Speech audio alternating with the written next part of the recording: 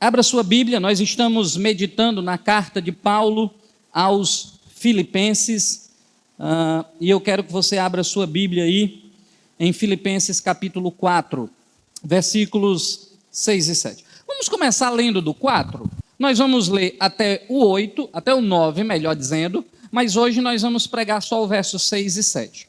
Diz assim: alegrem-se sempre no Senhor, outra vez digo, alegrem-se, que a moderação de vocês seja conhecida por todos, perto está o Senhor. Não fiquem preocupados com coisa alguma, mas em tudo sejam conhecidos diante de Deus os pedidos de vocês, pela oração e pela súplica, com ações de graças. E a paz de Deus, que excede todo entendimento, guardará o coração e a mente de vocês em Cristo Jesus. Finalmente, irmãos, tudo que é verdadeiro, tudo que é respeitável, tudo que é justo, tudo que é puro, tudo que é amável, tudo que é de boa fama, se alguma virtude há e se algum louvor existe, seja isso que ocupe o pensamento de vocês. O que também aprenderam, receberam e ouviram de mim, e o que viram em mim, isso ponham em prática, e o Deus da paz estará com vocês. Pai, esse é o teu povo, a tua igreja, e essa é a tua palavra. E eu quero te pedir que o Senhor nos fale por meio dela, para que o nosso coração seja confrontado, e ao mesmo tempo sejamos, ó Deus, mais parecidos com teu Filho, Jesus. Fale com teu povo, é o que nós te pedimos, em nome de Jesus. Amém. Você já foi à praia e já construiu castelos de areia? Meus irmãos, muitas vezes na nossa vida nós construímos os nossos castelos de areia. Castelos de areia constroem-se facilmente, mas também se desmancham muito facilmente. A onda do mar, uma simples onda, vem e tudo vira areia e espuma. Tudo em nossas vidas, todas as coisas que gastam tanto tempo e energia, às vezes, para construirmos, é passageiro. Tudo é feito de areia.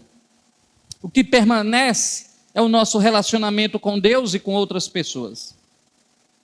Por que eu estou colocando isso como introdução? Porque muitos de nós vivemos ansiosos e preocupados, porque nós estamos construindo e vivendo dentro dos nossos castelos de areia. Nossos sonhos envolvem construir, juntar, casar, sermos bem-sucedidos, termos o melhor relacionamento que a gente idealiza. Mas quando isso não acontece, quando a nossa vida toma um rumo que não queremos, nossos castelos de areia desmoronam. Tudo vira apenas areia e espuma. A ansiedade e a preocupação então começam a tomar conta do nosso coração. Queridos, mais cedo ou mais tarde, uma onda virá e destruirá ou apagará o que levamos às vezes um bom tempo para construir. E então a pergunta que eu quero que você faça hoje é: o que nós temos que fazer para não entregar o nosso coração à ansiedade quando os nossos castelos de areia desmoronam? Quando aquilo que a gente pensou em construir com tanto carinho, do nosso jeito, com a nossa mão, moldado, pensando nos detalhes, prevendo o que poderia acontecer e de repente acontece, nosso castelo de areia se acaba. Como não entregar então o nosso coração à ansiedade quando isso acontece? Talvez muitos de vocês aqui hoje passaram ou estão passando por isso. Os castelos estão desmoronando. Angústias de todos os lados, adversidades sem fim, situações inimagináveis, situações que você jamais pensou em estar pensando, em passar, e agora você está vivendo. Você está vendo a onda do mar se aproximando e o seu castelo muito em breve vai cair. O que fazer, pastor? Como não entrar em ansiedade, em uma preocupação extrema, quando eu estou vendo o mar levar tudo aquilo que eu achei que era meu e que eu achei que estava seguro? Vamos olhar para o nosso texto e nós vamos descobrir que nós temos como vencer a preocupação com 3 coisas: com oração, com gratidão e com paz. Vamos ver isso com calma. O primeiro ponto que eu quero que você pense e responde essa pergunta: como não entregar o nosso coração à ansiedade quando o nosso castelo está desmoronando? Primeira, verso 6. Não fiquem preocupados com coisa alguma. A primeira coisa que a gente tem que pensar é obedecer à ordem de Deus que nos manda não viver ansiosos. Queridos, isso aqui é uma ordenança, é um imperativo, é um verbo, é uma ação que requer uma atitude da nossa parte. Não fiquem preocupados com coisa alguma. Deus não ordenaria em sua palavra fazermos algo que não fosse possível, ou que não estivesse ao nosso alcance. Por exemplo, você não vai encontrar na Bíblia Deus dizendo assim: não fiquem com câncer, não fiquem gripados, não peguem Covid. Por quê? Porque não está no nosso poder. São vírus, são bactérias que estão aí no ar e de repente nós respiramos e contraímos uma doença que não está no nosso controle. Mas Deus diz em sua palavra: não andeis ansiosos. Por quê? Porque nós podemos ter controle sobre o nosso próprio coração. A ansiedade nós temos visto aqui no ensino de Jesus, desde quando nós entendemos Mateus capítulo 6, quando Jesus diz que os nossos olhos refletem o nosso coração. Quando o nosso coração começa a ser dominado pelos desejos desse mundo, nós começamos a andar ansiosos, de uma forma descontrolada. Mas Deus diz: não fiquem preocupados com coisa alguma. E Deus não ordenaria em sua palavra que nós fizéssemos algo que não fosse possível cumprir. Deus não nos mandaria obedecer a algo que fosse impossível. Porque Deus conhece as nossas vidas. Nós temos visto que a ansiedade é uma resposta do nosso coração às situações imediatas da vida. Tudo, as circunstâncias estão nos cercando. As ondas do mar estão avançando contra os nossos castelos de areia. E nós começamos a pensar: e agora o que será de nós? Será que tudo perdeu o controle? Tem um escritor chamado Ralph Martin, que ele diz que a ansiedade é a falta de confiança na proteção e no cuidado de Deus. Algo que eu venho repetindo aqui domingo após domingo. Ele diz ainda que a ansiedade é a incapacidade de crer que Deus está no controle. Algo que nós vemos pontuando domingo após domingo. A ansiedade ocupa nosso coração quando tiramos os olhos da majestade de Deus para fixá-los na grandeza dos nossos problemas. Nós tiramos os olhos de Deus e passamos a colocar os nossos olhos na grandeza dos nossos castelos de areia. Acontece que os castelos falham, desmoronam, eles não oferecem proteção. Castelos de areia são feitos para dar errado, são feitos para passar. Castelos de areia não protegem, não guardam. Eles não realmente dão aquilo que o nosso coração deseja.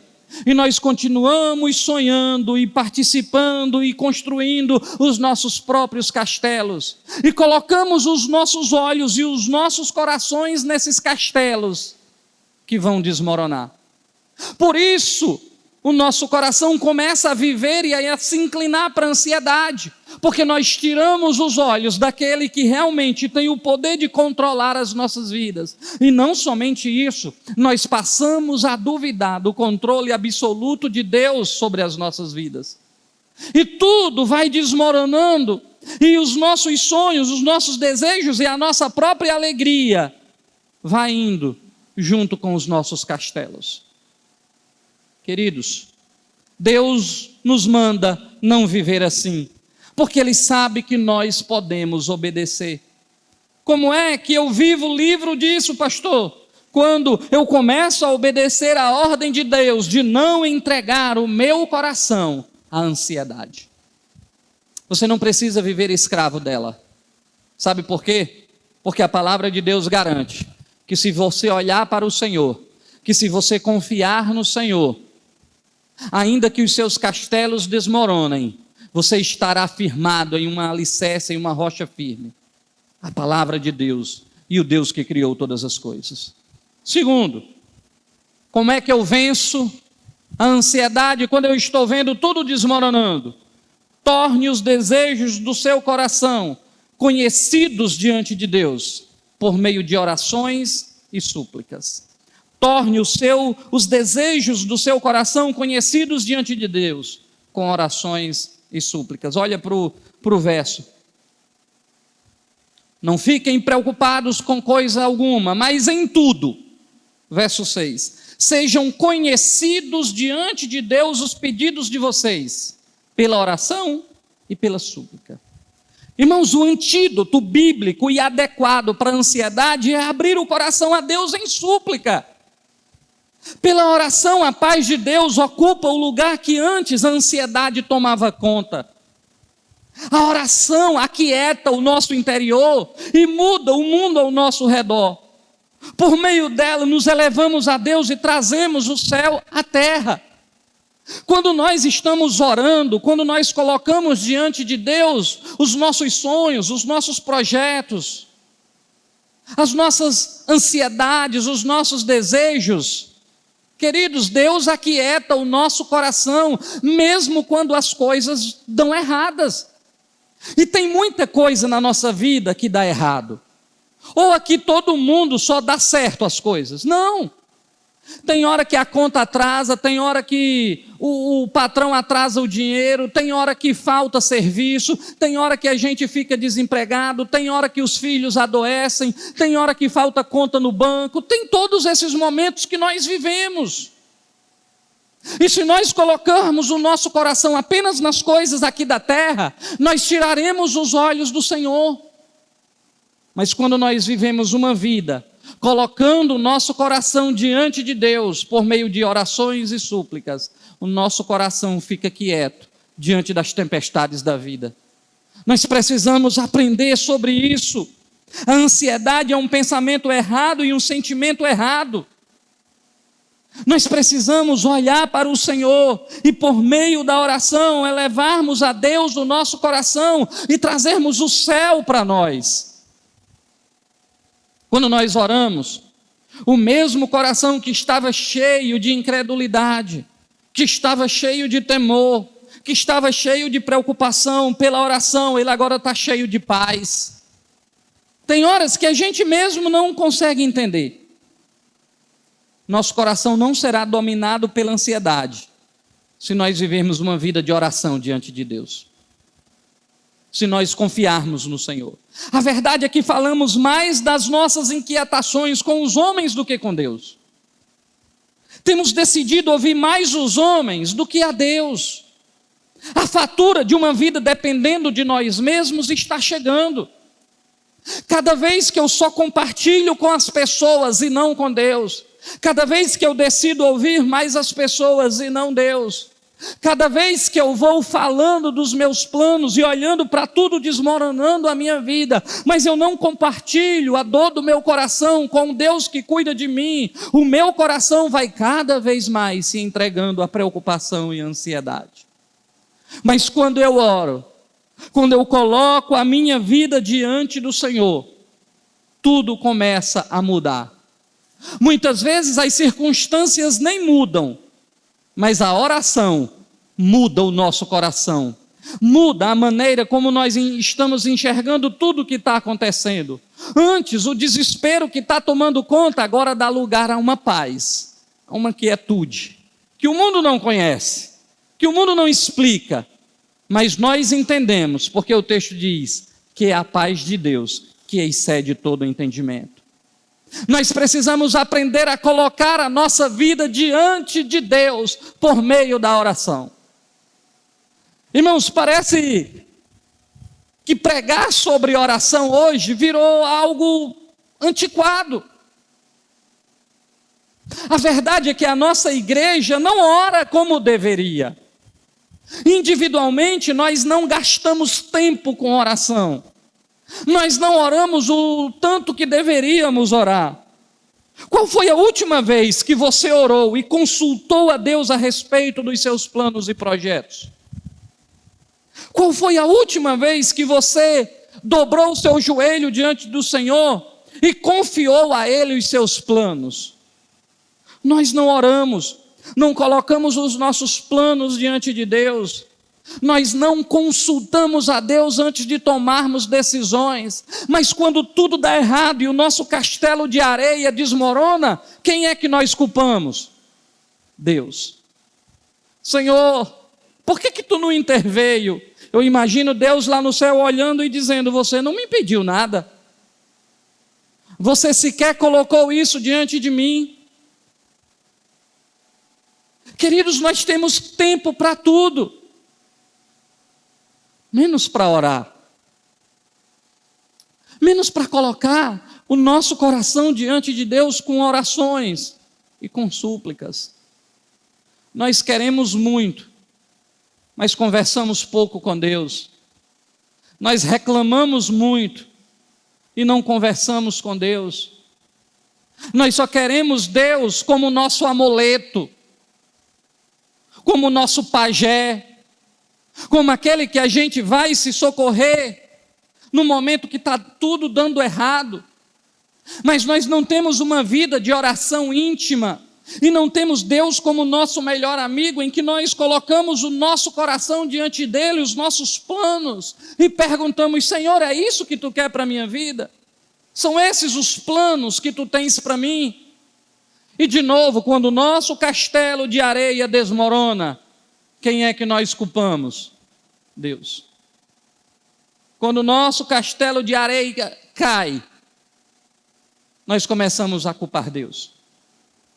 E eu sei que é bem verdade que muitas vezes as ondas que destroem os nossos castelos são enviadas por Deus. Porque não são os nossos castelos de areia que estão no centro da vontade de Deus. Os castelos de areia são construídos pelos nossos próprios desejos e sonhos. E às vezes Deus tem que soprar para que a onda bata e o castelo caia. Eu sei disso, porque muitas vezes Deus desmanchou castelos de areia na minha vida. Acredite, meu irmão, Deus também vai fazer isso em algum momento da sua vida. Vai ter momento na sua vida que você vai olhar e dizer assim: isso aqui tem tudo para dar certo, e vai dar errado. Em outros você vai olhar e vai dizer: isso aqui tem tudo para dar errado, e vai dar certo. Lembra de Davi e lembra de Saul? Saul, grande, forte, homem de guerra, conhecedor de batalhas, de estratégias. Quando precisa de um novo rei para Israel, todo mundo aclama Saul. E muita gente pensa assim: Saul tem tudo para dar certo. No final da conta, Saul deu errado. Quando vão substituir o rei, vai um profeta lá na casa de Jessé. Os filhos estão no campo, apacentando as ovelhas. Manda chamar um por um e vai chegando. E Jessé vai, e o profeta vai olhando para os filhos de Jessé e vai dizendo: olha, esse aí é grande, é formoso, é um homem de guerra, tem tudo para dar certo. E Deus diz para o profeta: Samuel, não atente para a sua aparência, olhe para o seu coração, porque Deus não vê como vê o homem. E chega Davi: acabaram teus filhos? Não, tem um pequeno, está apacentando as ovelhas lá, manda chamar. E quando Davi chega, Deus diz para Samuel: unge, porque esse é o rei de Israel. Davi tinha tudo para dar errado, mas foi o rei que deu certo. Israel construiu o seu castelo de areia, e Deus soprou e destruiu. Nossos castelos de areia vão desmoronar quando não estiverem alinhados com a vontade de Deus. Eu vou repetir isso para você. Os nossos castelos de areia vão desmoronar quando não estiverem alinhados com a vontade de Deus. E é o próprio Deus que vai se encarregar de destruir esses castelos que nós construímos, simplesmente pelo fato de que nós nunca tivemos o cuidado de orar diante de Deus e perguntar se era aquele o projeto que Deus tinha para a nossa vida. É esse projeto, Senhor, isso te agrada, isso é da tua vontade. Mas nós esquecemos de colocar o nosso coração diante de Deus. Esquecemos de colocar os nossos projetos diante dEle. Nós esquecemos que temos um Senhor. Nós esquecemos que temos um Deus que cuida de nós. E nós só nos lembramos quando o cinto aperta, quando tudo está dando errado. Foi aí que Israel se lembra e diz: vamos consultar ao Senhor. Vamos clamar a Deus. E é sempre assim na história. Momento que o povo de Deus mais o busca é quando tudo está dando errado. É quando o castelinho de areia cai. Não deveria ser assim. Nós deveríamos buscar a Deus em todos os nossos planos. Vai namorar? Vou buscar a Deus. Vai noivar? Vou buscar a Deus. Vai casar? Vou buscar a Deus. Vai escolher uma faculdade? Eu vou buscar a Deus. Vai mudar de trabalho? Eu vou buscar a Deus. Vai mudar de emprego? Eu vou buscar a Deus. Geralmente, tem alguns períodos que o pastor sofre. Na verdade, é sempre. Mas uma coisa que às vezes acontece é líderes de ministério chegar para o pastor e dizer assim: pastor, eu não quero mais esse ministério.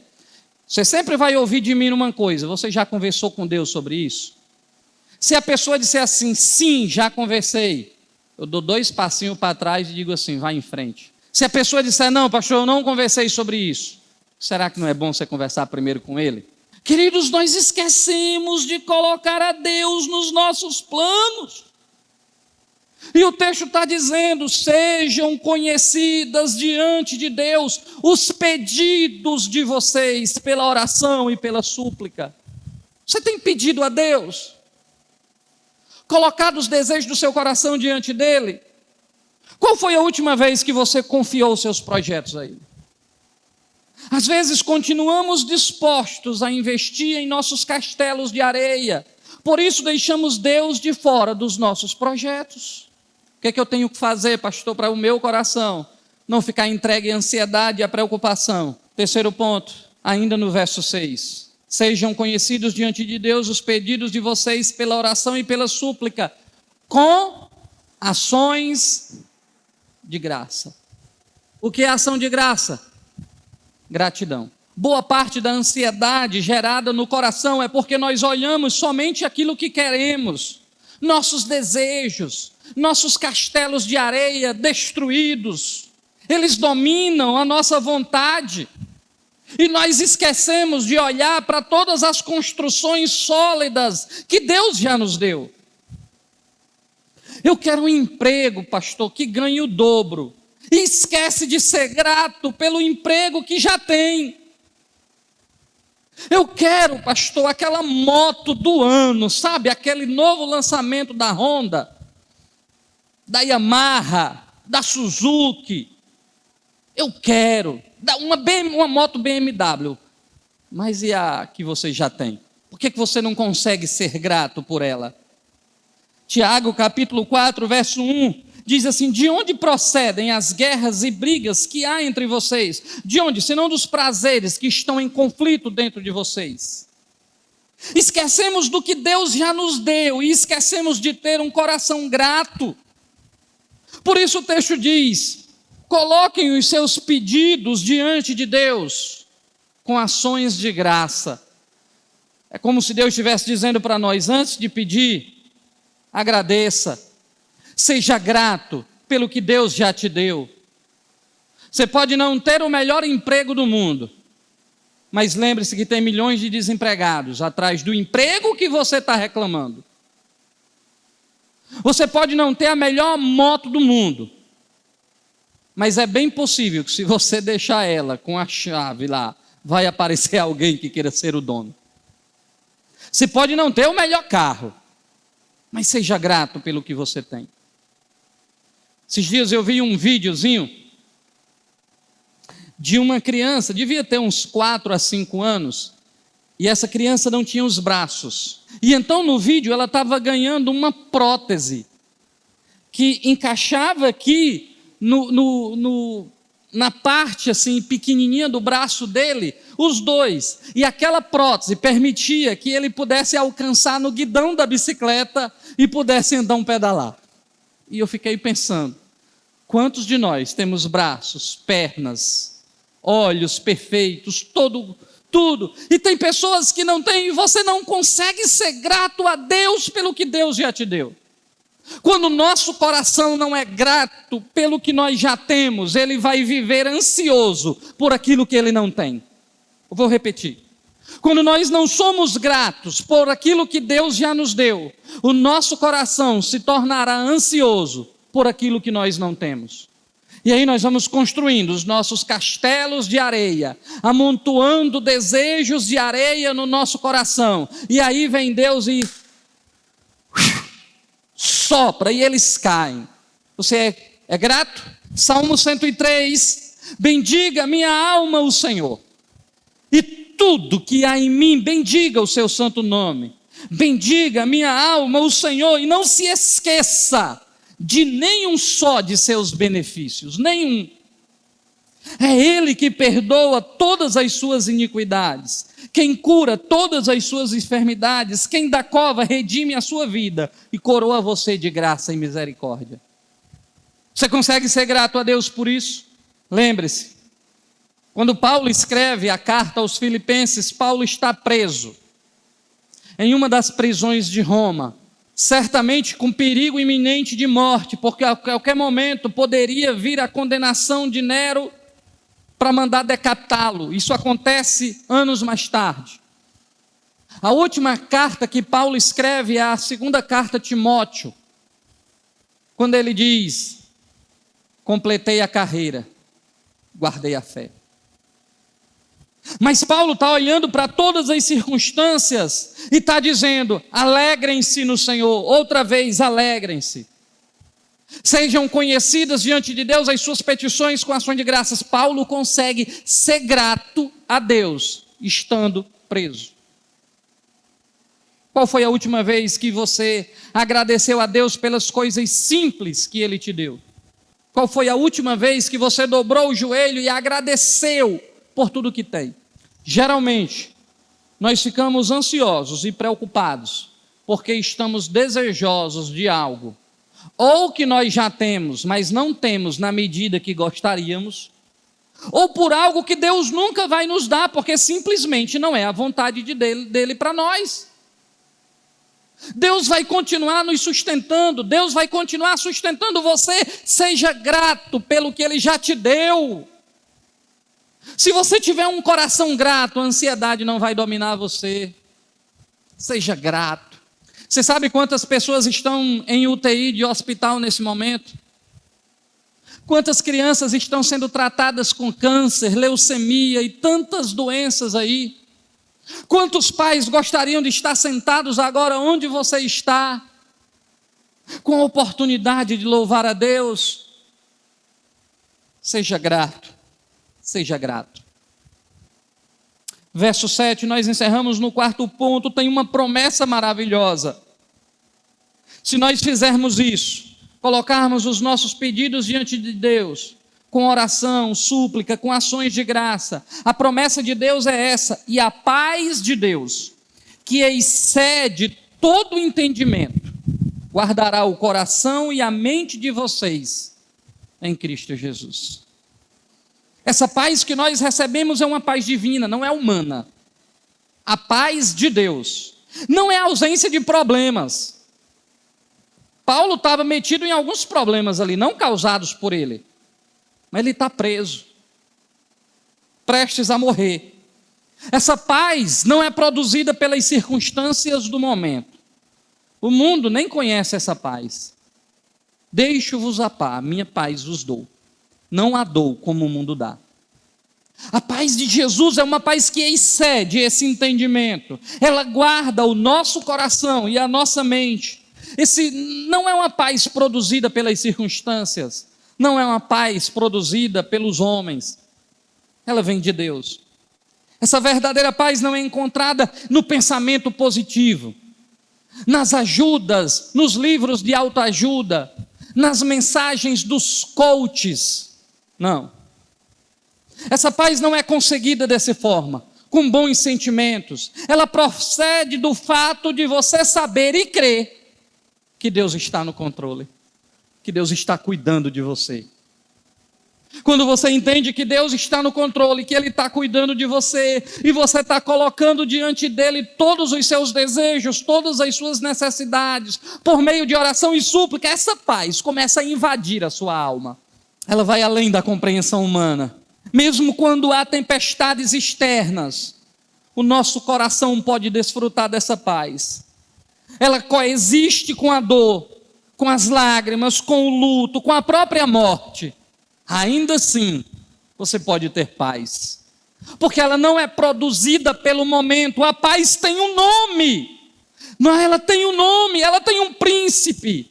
Ele será chamado Príncipe da Paz. A paz tem um nome, e o nome é Cristo. Essa paz que os mártires sentiram muitas vezes quando estavam diante da morte, é a paz que Paulo sentiu quando caminhou para a guilhotina de Roma, e quando ele disse: a hora da minha partida é chegada, combati o bom combate, completei a carreira e guardei a fé. Essa é a paz que o mundo não conhece, que independe das circunstâncias do momento, mas depende de uma pessoa, é Cristo. Quando nós estamos cheios de Cristo, a paz é real, ainda que os problemas também sejam.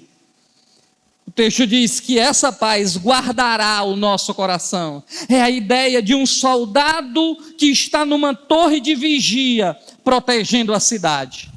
É como se Paulo estivesse dizendo: essa paz vai habitar no coração de vocês de uma maneira que irá proteger vocês da ansiedade, da preocupação, porque vocês têm a certeza de que a vida de vocês não é um castelo de areia, mas é uma cidade forte, protegida por um soldado que não dorme. Ela guardará o coração de vocês. A paz de Deus é como esse exército que nos protege dos problemas externos e dos temores internos. Ela guardará os nossos corações os sentimentos errados e nossas mentes, os pensamentos errados. Ela vai impedir que a angústia tome conta do coração. Ela vai impedir que você se refugie no seu próprio castelo de areia. Povo de Deus, vocês não precisam viver ansiosos, vocês não precisam viver preocupados, porque vocês têm um refúgio, um castelo forte, Cristo, onde nenhuma preocupação desse mundo é capaz de tirar a paz que Ele dá. Ele mesmo disse: tenho-vos dito essas coisas para que em mim vocês tenham paz. No mundo tereis aflições, mas tenham bom ânimo. Eu venci o mundo. Nós não precisamos viver escravos da preocupação, porque nós temos um Deus que cuida de nós, um Deus que não dorme, um Deus que vigia por nós, que nos guarda, que enche o nosso coração de uma paz que excede todo o entendimento. E essa paz guardará o nosso coração e guardará a nossa mente. Nós podemos vencer, e Deus nos convida a crer nisso. Não andeis ansiosos por coisa alguma. Coloquem diante de Deus as vossas petições e súplicas com ação de graça, com o coração grato.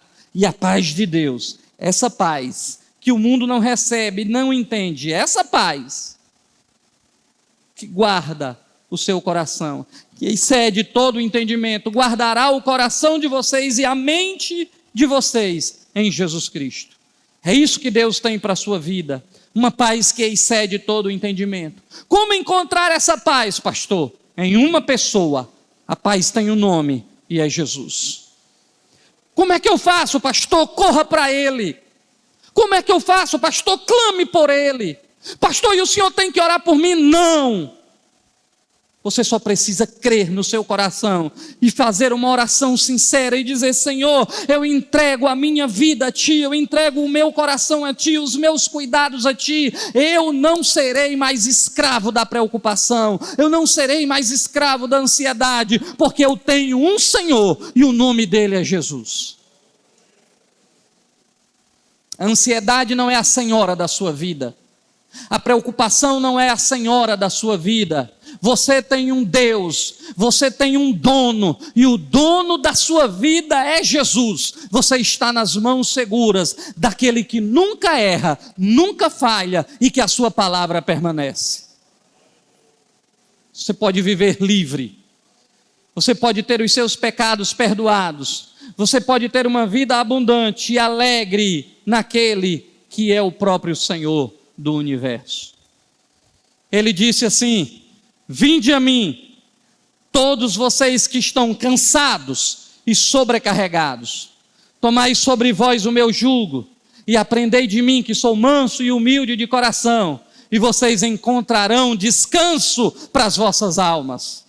Há descanso para aquele que vive ansioso, há descanso para aquele que vive preocupado. Por causa do que Cristo fez na cruz, nós podemos vencer para a glória do nome dEle. Você pode fazer uma oração hoje, você pode entregar o seu coração antes ansioso e preocupado nas mãos daquele que vive.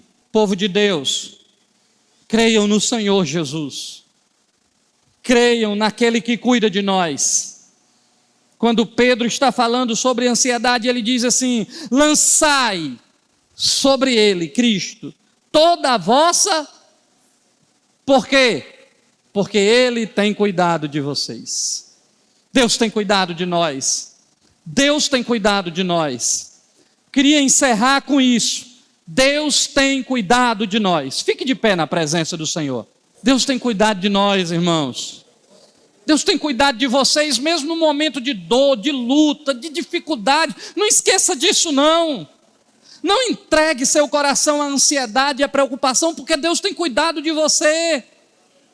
E Ele vai... Eu tenho uma notícia melhor, olha. Deus vai continuar cuidando. Incorporei o espírito de profeta agora. Vou profetizar. Deus vai continuar cuidando de nós.